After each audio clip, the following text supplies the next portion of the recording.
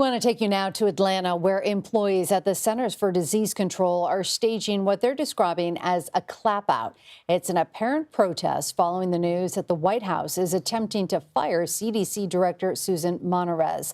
In the wake of all this, several other top CDC officials have resigned, citing what they call political interference in their work.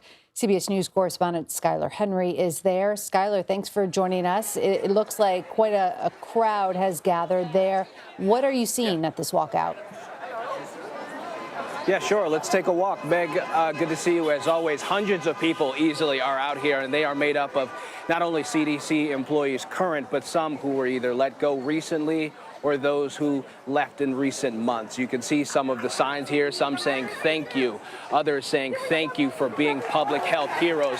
You can hear the applause behind me. We're actually going to take a walk and see what's going on as it relates to getting into the action. But this is all in response to the last 24 to 48 hours, really in response to the White House saying that CDC Director Susan Monarez has been fired. She said that she is not resigning. And ever since then, we have seen a bit of a back and forth, if you will, trying to get a little bit more context in terms of who is in charge of the CDC at this current moment. Let's take a further walk here. As you can see, again, hundreds of people out here, all showing their support for the CDC in general. The other aspect to this, Meg, if you remember, just 2 weeks ago, there was a shooting right outside of the headquarters here. There are still bullet holes in the building right across the street here. That's the CDC's campus here in Atlanta. Some people say that they are still shaken up.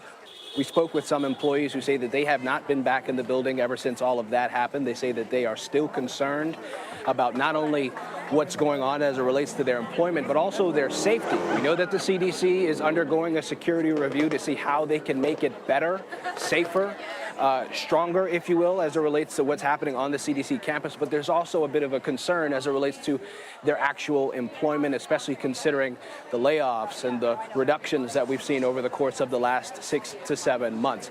Also part of this, we have that advisory committee that's in charge of all sorts of things as it relates to like COVID vaccines and making sure what's appropriate and what's necessary. That is something else that people say that they are concerned about. If you remember, a couple of months ago, Health and Human Services Secretary Robert F. Kennedy Jr.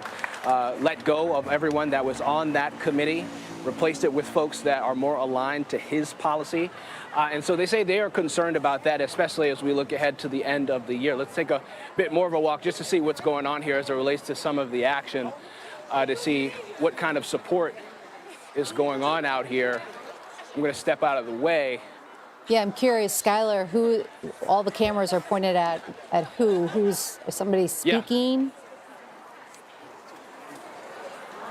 Moving out of the way here just to see if we can get a bit more context on that front, Meg. But as you can see, there are literally hundreds of people out here, if not thousands at this point. And most of these employees have literally walked out of the office in the last 2-3 minutes or so. Skyler, as you make your way, through the crowd here, and as you pointed out, hundreds of people have come out in just the last few minutes. Have we received any information? Do we have any idea who might take over if she is indeed out of her job? Well, that's the interesting thing, Meg. There's still a bit more to be said there as it relates to who would take over.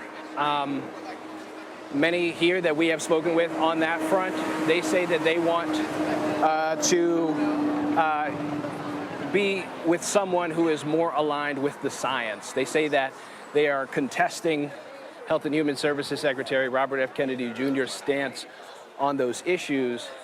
And so they say that they want someone who is aligned. Remember, Director Monarez has just been in this position for only the last several weeks.